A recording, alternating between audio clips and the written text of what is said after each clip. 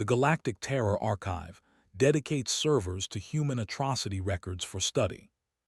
Part 1. Had worked at the Galactic Terror Archive for 300 cycles. She was good at her job. Her species, were beings made of living crystal that could process information faster than most organic minds. This made them perfect for archival work. Had seen everything in her time at the archive. She had the fall of the Empire, where 50 billion beings died in nuclear fire. She had documented the plague wars of the 7th sector, where biological weapons turned entire planets into graveyards. She had filed away the records of the purges, where an entire species tried to eliminate every other intelligent race in their region of space. Nothing shocked her anymore, or so she thought. The day started like any other, floated in her data chamber, surrounded by holographic displays showing information streams from across the galaxy. Her consciousness split into dozens of threads, each one processing a different historical record. She was efficient, she was thorough, she was professional. Then the application from humanity arrived. At first, it seemed routine. Pulled up the basic information. Humans, bipedal mammals from a planet called Earth in a small arm of a spiral galaxy. They had recently developed faster-than-light travel and were applying for membership in the Galactic Council. Standard procedure required a full historical review before any species could join. The Council needed to know what kind of beings they were welcoming into their community. Began the data import process. She expected it to take a few hours, maybe a day at most. Most species provided a few terabytes of historical data. Important events, major wars, cultural achievements, that sort of thing. The archive systems could handle that easily. The first warning came after 10 minutes. The import was still running. Checked the progress bar. Only 3% complete. That was unusual. She ran a diagnostic. No errors. The data was just massive. After an hour, the archive's main AI contacted her directly. This was extremely rare. The AI usually handled everything automatically without bothering the archivists. Archivist, the AI said, its voice calm but concerned. I am flagging the human data import for your immediate attention. There is an anomaly. What kind of anomaly? Asked. The volume of documented atrocities exceeds our normal parameters by a factor of 10,000. Froze, that had to be an error. Run a corruption check. The data must be damaged. Already completed. No corruption detected. The data is authentic and deliberately organized. The humans have categorized their own atrocities with extraordinary detail. Pulled up the incoming data stream. What she saw made her crystal structure flicker with disbelief. The humans had sent everything, absolutely everything. They had museums, dozens of them, huge buildings filled with artifacts, photographs, and testimonies about their own terrible acts. They had created international courts specifically designed to prosecute war criminals from their own species. They had academic institutions dedicated entirely to studying genocide and mass violence. She opened a random file. It was about something called the Holocaust, began to read, and for the first time in her long career she felt something close to horror. 6 million beings killed, systematically, industrially. The humans had built factories for death. They had created detailed records of every victim, names, dates, locations. They had documented their own evil with the same precision they used for anything else. She closed that file and opened another. The Rwandan genocide, 800,000 dead in 100 days, neighbors killing neighbors, children killing children. The humans had recorded it all. They had testimonies from survivors. They had photographs. They had radio broadcasts that had incited the violence. They kept everything. Another file. The Atlantic slave trade. Millions of human beings bought and sold like objects across centuries. The humans had preserved the slave ships. They had museums showing the chains and the whips. They taught their children about it in schools. Another file. Unit 731. Medical experiments on living prisoners. Biological warfare. The humans had documented the torture their own kind had inflicted on others in the name of science. Kept opening files. The killing fields, the rape of Hiroshima and Nagasaki, residential schools, comfort women, the Armenian genocide, the gulags, chemical weapons, ethnic cleansings, massacres, purges, pogroms. The list went on and on and on. But what disturbed most was not the violence itself. The galaxy had seen plenty of violence. What disturbed her was the way humans documented it. They were not hiding anything. They were not minimizing anything. They were forcing themselves to remember every terrible thing they had ever done to each other. They had created entire fields of study around their own cruelty. They had mandatory education about their worst moments. They had memorials and monuments to their victims. They had international laws called the Geneva Conventions that explicitly listed all the things they had done wrong and promised not to do again. They had a concept called crimes against humanity that they enforced through special courts. They had truth and reconciliation commissions where they forced themselves to confront their past actions and apologize to the survivors. The data kept coming. By the end of the first day, the archive storage systems were at 15% capacity. By the end of the second day, 30%. The AI warned that at this rate, they would need to allocate dedicated server farms just for human history. That had never happened before. Never in 2 million years of galactic civilizations had a single species required that much storage for atrocity documentation. Contacted her supervisor, Director Eth, an ancient being who had run the archive for over 1,000 cycles. She explained the situation. They document everything, Director, not just the major events.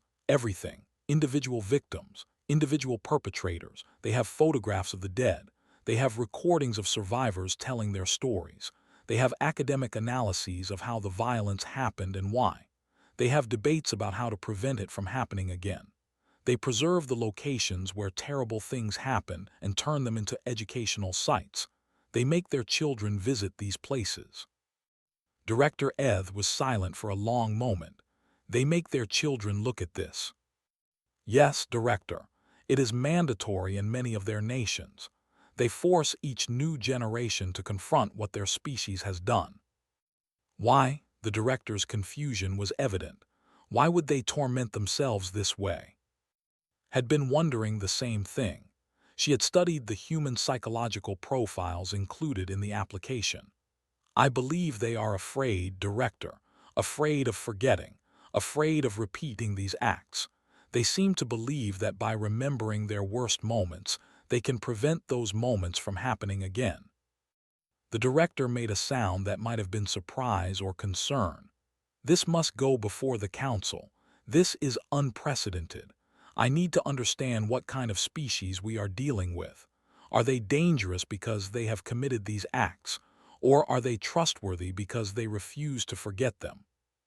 3 days later stood before the emergency session of the Galactic Council. The chamber was packed. Word had spread about the human application, and representatives from hundreds of species had come to observe. The atmosphere was tense, fearful. Projected the data for all to see. She showed them the scope of human atrocities, the numbers, the methods, the systematic nature of human violence against other humans. She showed them the museums, the memorials, the educational programs. She showed them how humans had created an entire framework of international law designed to prevent their own worst impulses. The council chamber erupted in chaos. Some species called for immediate rejection of the human application. Others argued that any species so transparent about its own darkness might be more trustworthy than those who hid their past. Some were simply stunned into silence. Ambassador X of the warrior species stood. They were known across the galaxy as conquerors. They had subjugated 17 systems through military force. I do not understand, X said, his voice booming across the chamber. We accept what we are. We are warriors. We conquer. This is our nature, and we do not apologize for it. Why do the humans torture themselves with this remembrance? Why do they not simply accept their nature as we do? No one had an answer. The question hung in the air, unanswered. Part 2. The debate in the council chamber continued for hours, watched as species after species tried to make sense of what humanity represented. Some saw the human records as evidence of dangerous instability. Others saw them as proof of remarkable self-awareness. No one could agree on what humanity actually was. Ambassador of the Ara species requested to speak. The Ara had achieved complete pacifism 20,000 cycles ago through careful genetic modification of their own biology. They had removed all capacity for violence from their DNA. They were some of the most peaceful beings in the galaxy. "I have reviewed the human data extensively," said, her voice soft but clear. "What concerns me most is not what humans have done. Many species have committed atrocities. What concerns me is that humans know they are capable of these acts and choose to remain biologically capable of committing them again. They have not modified themselves. They have not evolved past their violent impulses. They simply choose, every single day, to fight against their own nature." A ripple of unease passed through the chamber. Several species had modified themselves to reduce aggression or eliminate certain dangerous traits. It was considered the responsible thing to do once a species reached a certain level of technological development. But humans had not done this. They remained exactly as they had evolved, with all their capacity for violence intact. "They are walking bombs," someone shouted from the back of the chamber. "They carry the capacity for genocide in their very biology and refuse to remove it." "Or," countered another voice, "they are the bravest species we have ever encountered. They face their own darkness every day and choose to be better than what they could be." Director Eth raised a limb for silence. The chamber quieted. "The question before us is simple," the director said. "Do we trust a species that has done terrible things but remembers them? Or do we trust only species that have either never done terrible things or have forgotten them?" The vote was called. It took 3 hours. In the end, the council reached a compromise decision. Humanity would be granted provisional membership in the Galactic Council.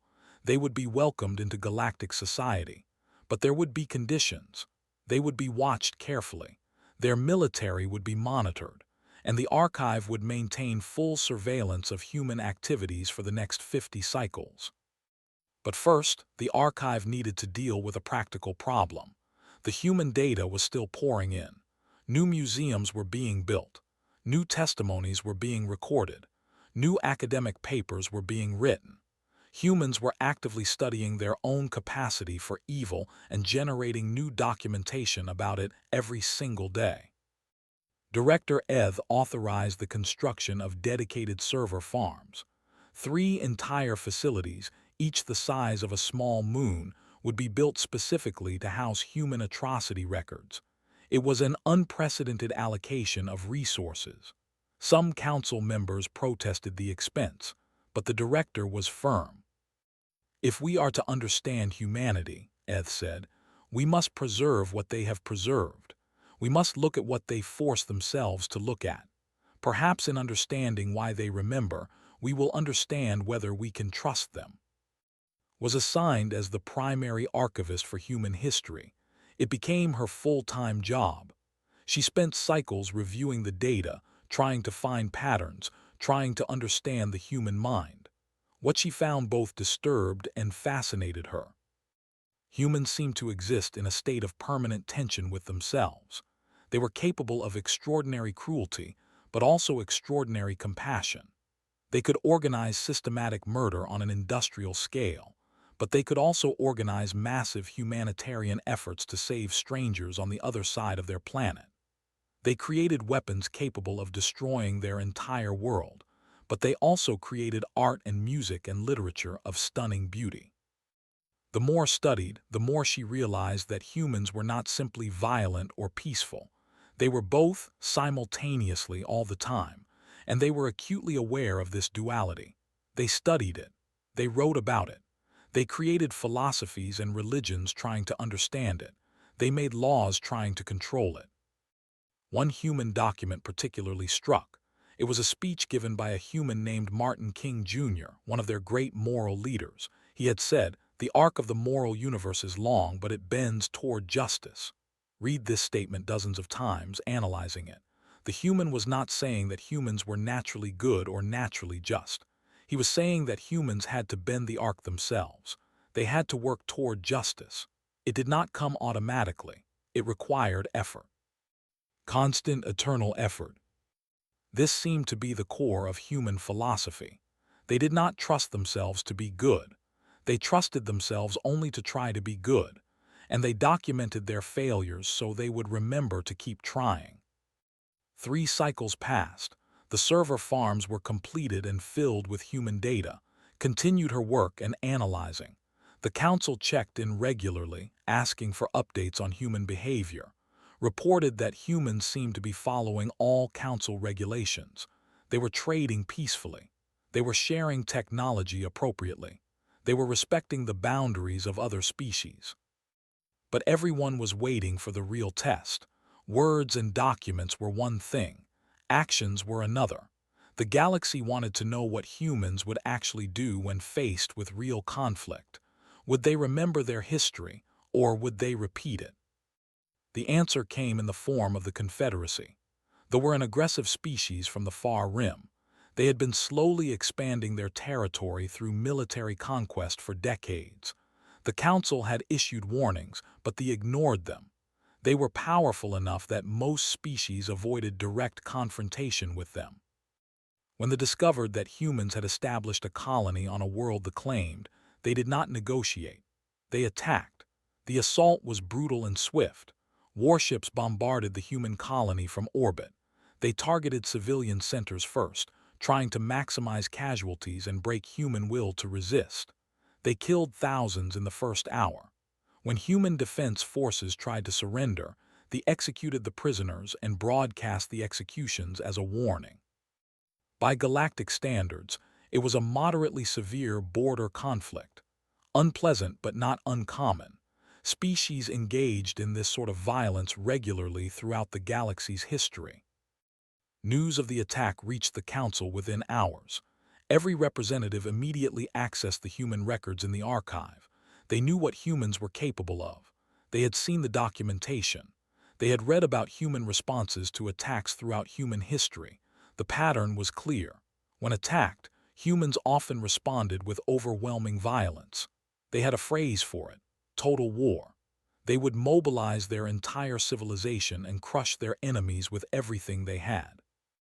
The galaxy watched and waited, certain they were about to witness the contents of the Terror Archive manifested in real time. The human response fleet arrived at the colony world within 2 days.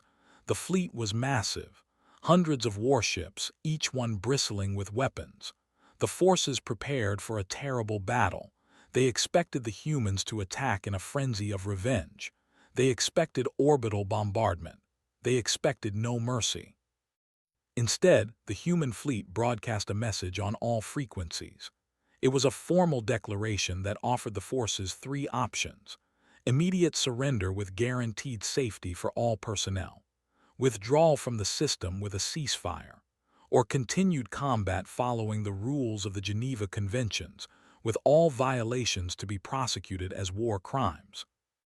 The commander laughed at the message and ordered his forces to attack. The battle that followed shocked the entire galaxy.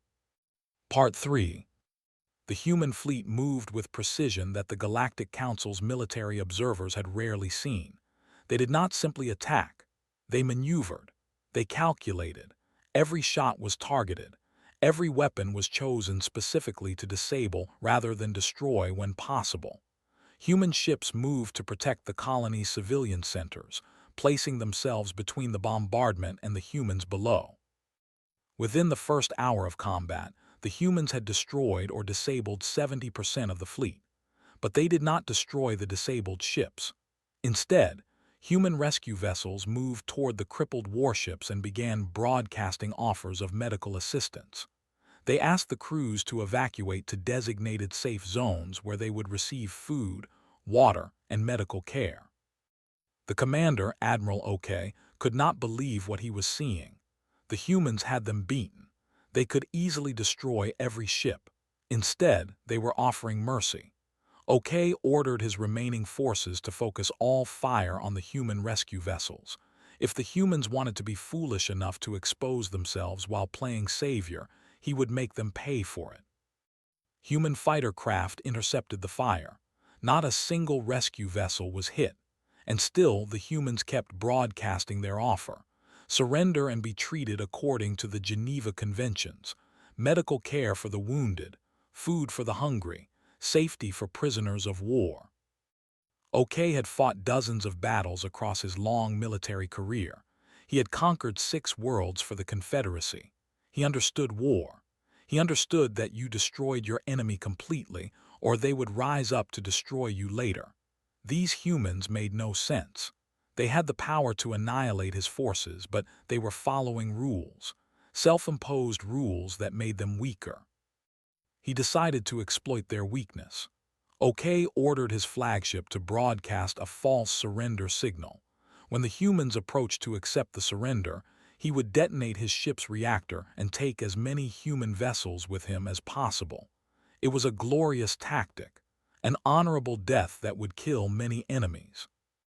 The human fleet received the surrender signal, but instead of approaching carelessly, they maintained defensive positions. A single human shuttle approached, small and lightly armed. It broadcast another message. The human commander, Admiral Sarah, appeared on screen. "Admiral OK," she said calmly, "we have detected unusual energy signatures from your reactor. We believe you are attempting to use your surrender as an opportunity to detonate your ship and kill our personnel. We have studied this tactic. It was used by human forces in a war on our centuries ago. We call it a kamikaze attack. We know it, we remember it, and we will not allow you to harm anyone with it." OK felt something he had not felt in decades: fear. How did they know? How could they possibly know what he was planning? Admiral continued, "We are deploying a containment field around your vessel. If you detonate, the explosion will be contained and harm only yourself and your crew. But we would prefer that you not detonate. We would prefer that you surrender genuinely. We will give you medical care. We will treat you with dignity. We will feed you and protect you according to the laws we have created for ourselves. You will be prisoners of war, and we will follow every rule regarding your treatment." The containment field activated. OK could see it on his sensors. The humans had surrounded his ship with a barrier that would prevent any explosion from reaching their forces. His glorious suicide attack was neutralized. He had nothing left. "Why?" OK asked, his voice transmitted to the human fleet. "Why do you show us mercy? We killed your civilians. We executed your soldiers. We deserve no mercy." Admiral's expression was difficult for OK to read. Human faces were strange, but her voice was clear. "We show you mercy because we know what happens when we do not. We have records. We have histories. We know what we become when we forget to be human. You attacked us. You hurt us, but we will not become like you. We will not become like the worst versions of ourselves that we have documented in our archives." The battle ended within 3 hours. The forces surrendered. Human personnel boarded the ships and immediately began providing medical care to the wounded. They set up field hospitals. They distributed food and water. They treated the prisoners with the same care they gave their own wounded. OK was brought aboard the human flagship. He expected execution or torture. Instead, he was taken to a clean cell with a bed, a toilet, and regular meals. Human guards were posted outside, but they did not abuse him. They barely spoke to him. They simply did their jobs. On the 3rd day of his captivity, a human came to visit him. She introduced herself as Captain Maya, a legal officer assigned to his case. She explained that he would be prosecuted for war crimes, the killing of civilians, the execution of prisoners, the attempted kamikaze attack. She explained the charges in detail. She told him he would have access to a legal defender. She told him the trial would be fair. "Fair?" OK could not keep the confusion from his voice. "I am your enemy. I killed your people. Why would you give me a fair trial?" Captain looked at him with those strange human eyes. Because we gave unfair trials before. We have records of them, trials where we knew the outcome before they began, trials where we tortured confessions out of prisoners. We did those things and we documented how wrong they were. So now we do better, not because we do not hate you. We do, but because we hate what we could become more than we hate you. Over the following weeks, watched all of this from the archive. She documented the human response to the attack in exhaustive detail. She noted how human forces had engaged in combat with remarkable restraint. She noted how they had followed their own rules even when those rules made victory more difficult. She noted how they treated their prisoners. But what interested most was what happened on Earth and other human worlds. The humans were documenting this conflict in real time. They had journalists embedded with their military forces, recording everything. They had legal observers monitoring for potential violations of the Geneva Conventions. They had ethicists publishing papers analyzing each decision made during the battle. Some humans were criticizing their own military for being too gentle. Others were praising the restraint. Some were demanding harsher treatment of prisoners. Others were insisting on even more careful adherence to human rights standards. The humans were, as always, arguing with themselves about what they should be. Compiled her report for the Council. She included all the data, the battle statistics, the prisoner treatment records, the ongoing debates among humans about their own conduct. She included everything. When she presented to the Council, the chamber was silent. Representatives from across the galaxy watched the recordings of the battle. They saw human forces risking their own lives to capture rather than kill enemies. They saw human medical personnel treating wounded with the same care as human wounded. They saw the trials beginning, with war criminals given legal representation and fair hearings. Ambassador X of the stood again. The warrior species representative looked shaken. "This is not how war is fought," he said quietly. "This is not natural. They restrained themselves even when they could easily win through overwhelming force." Of the Ara spoke next. "Perhaps that is precisely the point. They do not rely on nature. They do not trust their instincts. They trust only their rules, their laws, their documented history that tells them what not to do."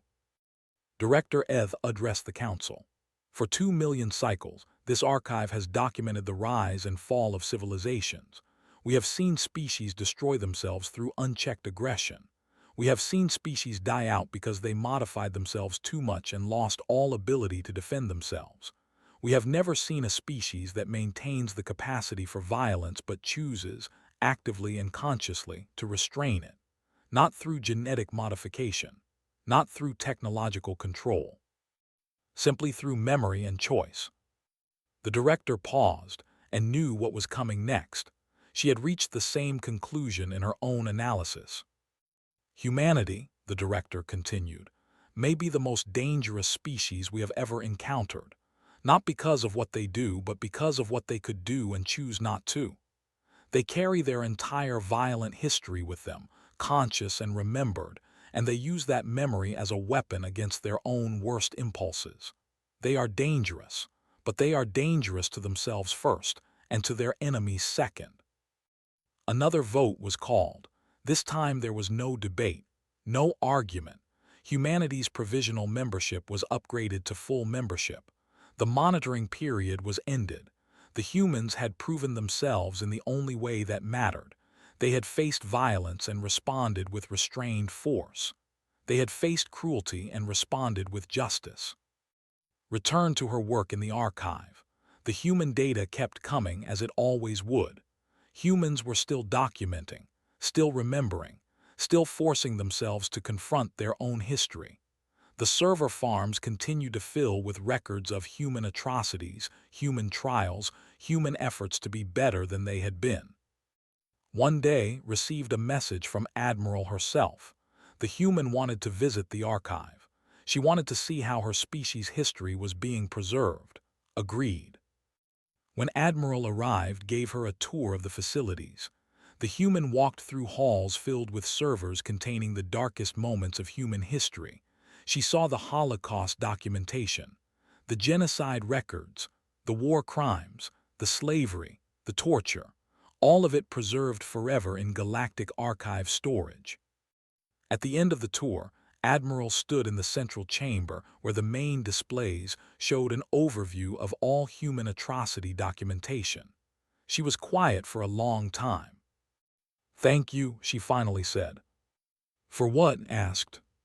"For keeping this, for maintaining it. We need others to remember, too. We need the galaxy to know what we are capable of, because that knowledge keeps us honest. It keeps us trying. If the galaxy forgets, we might forget. And if we forget, we might become those monsters again." Understood, then. The humans had not just documented their atrocities for themselves. They had shared them with the galaxy as a form of accountability. They were asking the galaxy to help them remember, to help them stay human. "We will never delete this data," promised. "The archive will maintain it for as long as the galaxy exists. Your history will be preserved." Admiral nodded. "Good. Because the moment we stop being afraid of what we could become is the moment we become it. Fear of our own darkness is what keeps us in the light." She left the archive, returning to her duties, went back to her work and preserving. The servers hummed with the weight of human memory, a vast monument to suffering that served as humanity's conscience. And across the galaxy, other species began to wonder if perhaps they too should remember their own worst moments with the same terrible clarity. Perhaps humanity's greatest gift to the galaxy was not their technology or their art or their strength. Perhaps it was their willingness to never forget what they had been, so they could always strive to be better than what they were. The Terror Archive continued its work, now serving not just as a record of atrocities but as a testament to the power of memory, accountability, and the conscious choice to be better than one's nature. Humanity had shown the galaxy something new. Not perfection, but the courage to face imperfection and fight against it every single day. And that, the galaxy learned, was perhaps the most human thing of all.